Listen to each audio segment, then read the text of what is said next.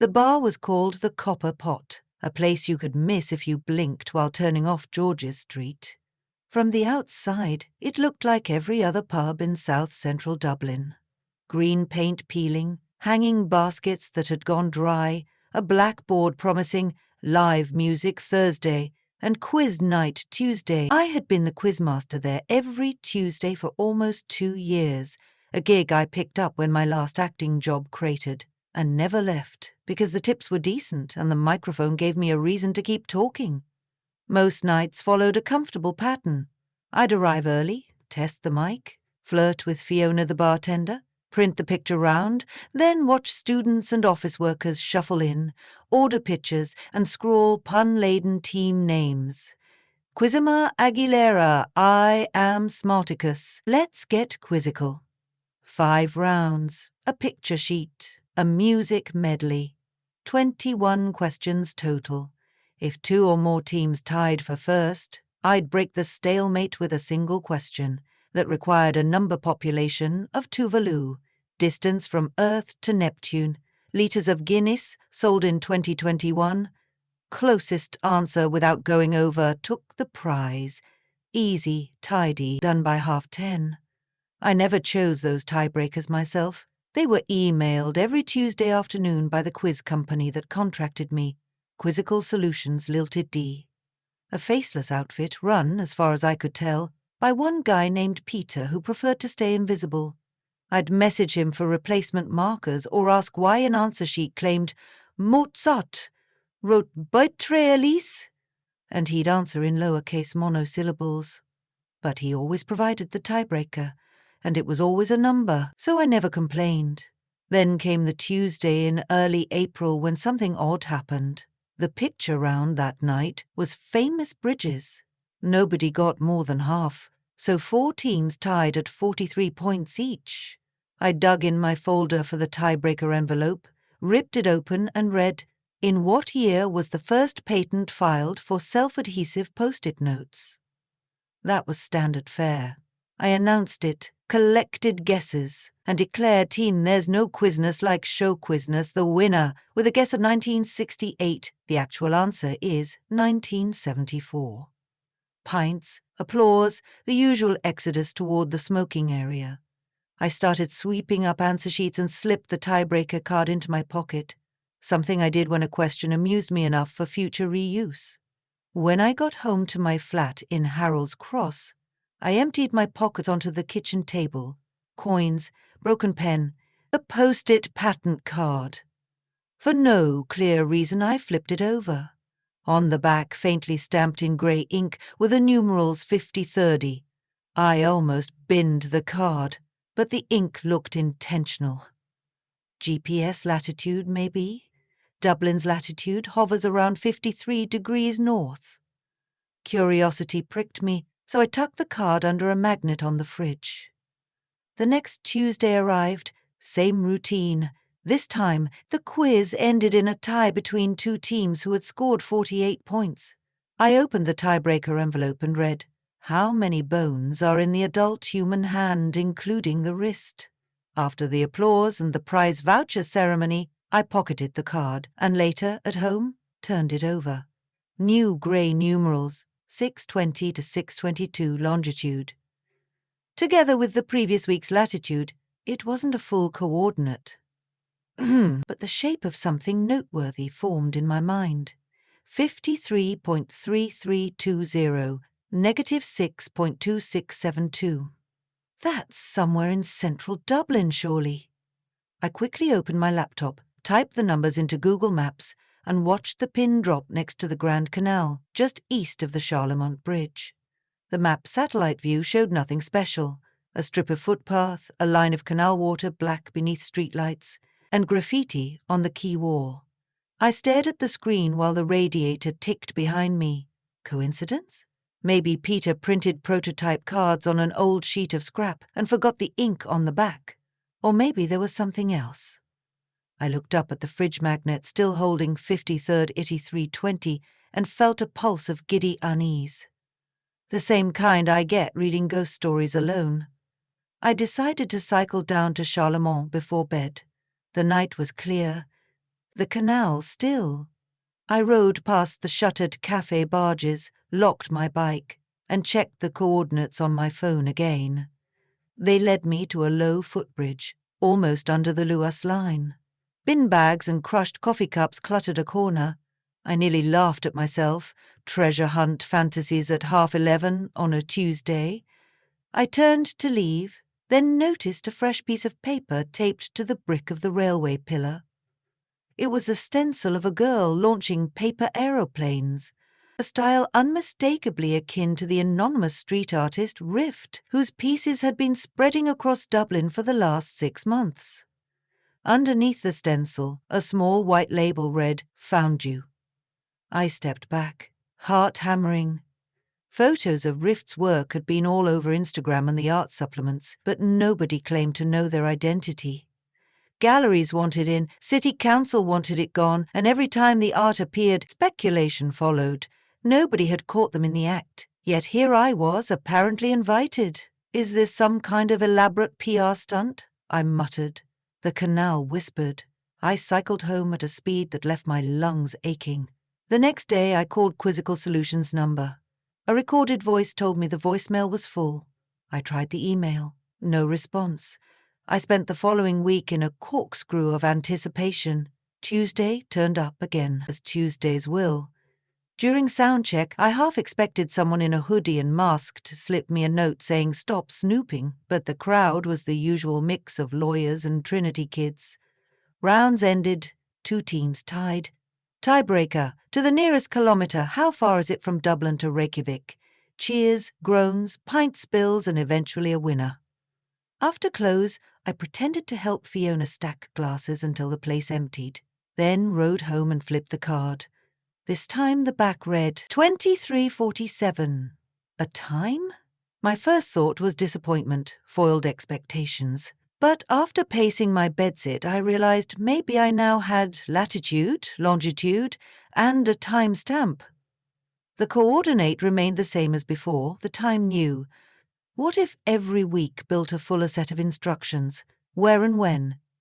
I checked the calendar. The first card had only latitude, the second only longitude, the third a time, the next might carry a date. I felt simultaneously silly and electrified, and if I'd guessed right, then on some upcoming Tuesday, I'd have the whole set, a clandestine appointment. The following Tuesday, I could barely focus during the sports round. The copper pot heaved with punters. When a 3-way tie came, I tore open the envelope, almost ripping the card. How many episodes of the original series of Twin Peaks were aired? After finishing my duties, I strolled home with the card already flipped. 14/4. 14th of April. A date, and only 2 weeks away. Now I knew the pattern. 4 fragments so far, 1 item missing. Probably a clue for the day of the week or a cipher for a password, something. Nerves kept me wired. I watched YouTube videos on urban exploration and clandestine art networks until the sunrise paled my curtains. On the second Tuesday of April, the bar stood Rumex. Word had spread that our quiz had hard but fair questions, and the prize had climbed to a €100 bar tab. Somehow I guided 5 rounds and a finish without too many misread questions. 2 ties at 47 points. Tiebreaker card. What is the diameter in meters of the Dublin Spire? The victor roared, losers grumbled. As soon as I could exit without looking suspicious, I headed out into drizzling rain. Clutching the card like a winning lotto ticket, I ducked under a bus shelter, flipped it, and there it was. Tews. So, latitude 53rd, Irity 320. Longitude, BB6-26-22. Time 23:47, date 14/4. Day, Tuesday. All pieces in place, pointing at April 14th, which confirming on my phone was indeed next Tuesday, same day as quiz night. I considered telling someone, but who? Got 8? I had no crime to report. Fiona? She'd think I needed a break from reality. So I waited. April 14th, a Tuesday, arrived. I carried out the quiz with a caged animal focus, but the night refused to produce a tie. Team Quiztover Columbus barreled ahead, 6 points clear. At 22:15 I read the final scores and awarding ceremony. The punters dispersed, the staff locked up. I cycled fast along the canal, my breath fogging in the cold spring air. 23:42, 5 minutes. Under the Lewis pillar the bridge lamps hummed. The stencil of the girl with paper airplanes had been delicately peeled away, leaving only a faint square of adhesive. Nobody else in sight. My phone read 23:47. I held my breath. Nothing at 23:48. Maybe I'd misinterpreted. Then a rustle behind me. A man emerged from the shadow of the rail embankment, wheeling a battered courier trolley, hoodie pulled over a baseball cap, face half hidden behind a black snood. "Evening," he said, voice muffled. He produced a short-wave radio from his pocket, clicked it twice like a walkie-talkie, check. Somewhere behind the canal wall, another click answered. Then he lifted the trolley lid, dragged out a canvas bundle and hung it on 2 concealed hooks under the bridge arch. He flicked his torch across it. A new fresh paint still shimmering. It showed a boy rowing a paper boat down a canal of starry night sky. I gawped. He turned. "You're the quiz lad, aren't you?" Throat desert dry, I nodded. "Who were you?" "Just the installer," he spoke quickly. "Artist stays invisible. I'm logistics. You weren't supposed to twig the coordinates, but we knew someone might. You going to cause trouble?" I forced a swallow. "Depends what you're doing all this for." He angled his torch down, eyes careful. "Same as any street art. Provoke thought, spark wonder, maybe piss off a councilman." We drop 1 piece every week, each tied to a riddle embedded in quizzes, crosswords, scavenger hunts. 99% never join the dots. I did. "Yeah. So now you choose, walk away or keep locations quiet and see some cool art before dawn patrols paint it out." A Lewis tram rumbled overhead, drowning his last words. I weighed options, surprised at how quickly I'd leaned toward collaboration. My life, up to then, revolved around trivia and cheap ale. This felt like a secret chapter I'd always hoped might open. "I'll keep it quiet," I said. He nodded once, satisfied. "Then take a photo, quick. After sunrise, it'll be buffed." I snapped 3 shots. The installer signaled 2 minutes to someone unseen, then slipped into darkness like the final scene of a heist film. I cycled home trembling. Over the following weeks, I became a silent witness. Each Tuesday's tiebreaker card carried a fresh coordinate fragment, sometimes a street name, sometimes a bus route or a DART station abbreviation. I jotted them on spare napkins, piecing the instructions together like weekly gospel. At 11:47 p.m. the drop time never varied. I'd arrive at the new spot, a derelict warehouse near the docks, a red brick sewer outfall at Ring's End, the back wall of a disused cinema in Rathmines. Always the installer arrived, always alone, always gone before I could craft more than a nod and a few whispered questions, and each time a new riftwork revealed itself. A grandmother planting origami cranes in a window box, a diver leaping into a cup of tea, a commuter asleep under a ceiling of city maps. I saved photos in a hidden folder. Within days, the council painted grey over everything. Around mid-May, rumours surfaced that certain pieces might actually be valuable. Collectors talked about buying sections of walls. When the Irish Independent ran an article titled "The Phantom of Portobello, Who is Rift?", my heart hammered. Publicity threatened the secrecy. I considered quitting, but the lure of Tuesday nights proved stronger. Then, late June, a change. The tiebreaker card bore not coordinate fragments, but 6 letters. Archon. The reverse blank. No tie that evening, but I pocketed the card anyway, uneasy. At home, I Googled Arch and waded into occult forums, Greek government archives, a Dublin architecture blog. Nothing linked obviously to the art. I emailed Peter at Quizzical Solutions, asking if he'd switched formats. No reply.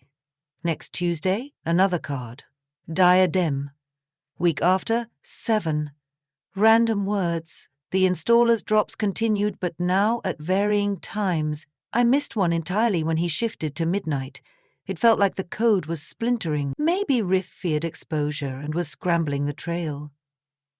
The week after Bloomsday, I arrived under the canal bridge early to wait, but no installer appeared. 015 came and went.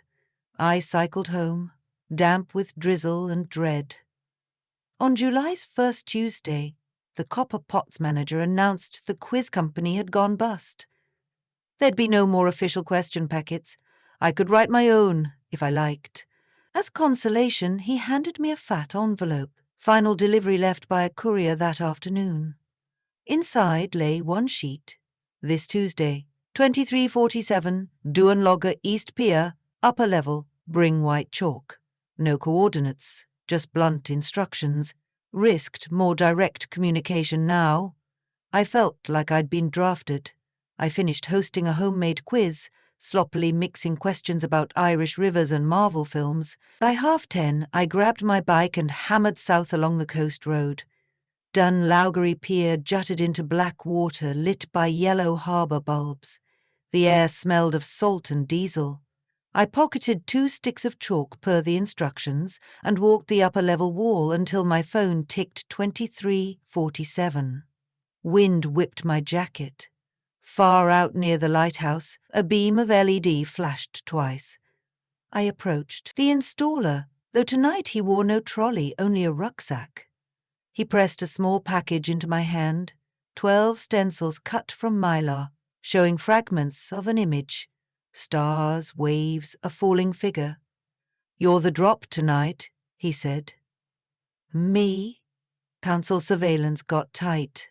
Cameras watch every obvious wall, but they don't record the outer sea wall. Too weather-beaten. We need fresh hands. You'll lay the pieces, chalk them out. Tide will wash away by morning, but we'll drone photograph at dawn.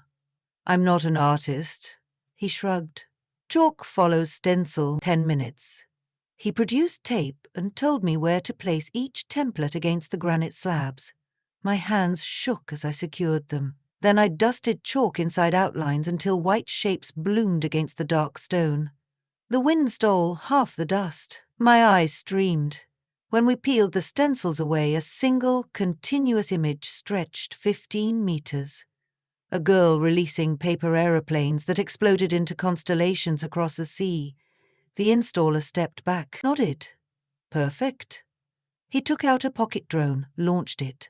The tiny device whirred upward. Above the wash of waves, he said, "You know why the quizzes?" I shrugged. Art lives on attention. We feed riddles to the curious, draw them out into night so work gets witnessed, even if erased next day. Your job kept it playful. We needed a host who loves questions. I almost laughed at the accidental recruitment. What happens now? You choose. He packed stencils back into the bag. Help us craft the next sequence citywide treasure hunt, or walk.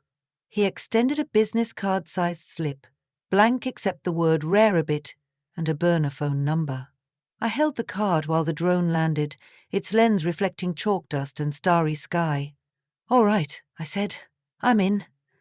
July melted into August as we designed riddles tougher, riskier.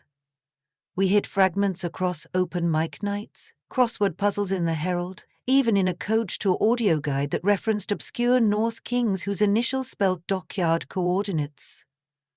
I learned to slice stencils, to spray clean lines, to vanish when security vans rolled past. The installer real name Cyanbeck became friend, co-conspirator, sometimes confessor. He never spoke Riff's identity. I never asked directly. Some Tuesdays, no players solved the chain, and the art remained unseen until the buff squad erased it. Other weeks, 3 or 4 scavenger hunters appeared at 2347 like acolytes. We'd let them photograph, then they'd tip a nod and zip their coats, unspoken vow of silence. One damp September night, the copper pot shuttered permanently. Lease dispute. My quizmaster's stage vanished, but by then our operation had outgrown simple pub trivia. We spread clues through pop-up poetry slams, cryptic street posters, pirate radio. Yet I never forgot those first gentle steps. A pair of numbers on the back of a tiebreaker card, leading to a canal wall and a tremor of wonder. Early October, after a successful drop under the Halfpenny Bridge, Cien and I sat on the quays eating chips. He checked a text and grinned. Rift says the council's new anti-graffiti drones are going live next month. We're going bigger before that finale piece. Where? He tapped his temple. Answers hide in questions. Quiz lad. You'll know soon. The following week, a package appeared at my new bedsit. Inside lay a stack of blank quiz answer sheets, each bearing one faint letter in the footer. 50 sheets. I spent an evening arranging them like a jigsaw until the letters spelled, as below so above, and on the reverse of the last sheet, a single coordinate, roof of Liberty Hall, island's tallest office building, plus date and time, 31 October, 2347, Halloween, classic flourish. That night, the city thrummed with costumed crowds. Under the guise of partygoers, a dozen of us slipped into Liberty Hall via a maintenance lift, badge swiped by a sympathetic night guard whose niece adored Rift Prince. Up on the roof, wind threatened to fling us into the Liffey. Kian directed deployment of a massive banner, pre-painted with the Canal Girl image, inverted so her aeroplanes cascaded upward into galaxies, as above. We tethered ropes, weighted corners. At 2347, a gust snapped the sheet open across the facade, visible to thousands along the quays below. People cheered, some filmed. Fireworks from other Halloween revelers lit the banner with momentary scarlet. 10 minutes later, guard sirens approached. We fled inside, racing down emergency stairs, hearts clanging. By midnight, I was on a side street near Tara Station, chest heaving with laughter I couldn't suppress. Kian clasped my shoulder. That's the climax. Rift goes quiet now. Too much heat. We'll hibernate. I nodded, part of me relieved, part hungry for the next campaign. Keep the tiebreaker cards, he said. Remind you that questions open doors. He vanished into a taxi, leaving me alone under sodium lamps. I walked along the river, feeling the cool sting of freedom and secrecy. Above, the banner still fluttered, though council workers were already marshalling cranes. By dawn it would be gone, washed from stone and memory, except for those who'd witnessed, and those who'd solved, and those who would keep hunting whispers in pub tiebreakers and crossword clues, never quite sure whether the coordinates were real or imagined. Back at my flat, I thumbed through the pile of old cards. The year post-its were patented, the number of bones in the hand, the diameter of the spire, each a breadcrumb. I slid them into an envelope labelled Rift, sealed it, and tucked it inside a copy of Joyce's Dubliners on my bookshelf. When morning light peeled through the curtains, I slept at last, dreaming of blank walls and hidden numbers, of a city that could still hold secrets for anyone willing to read the back of the question card before throwing it away.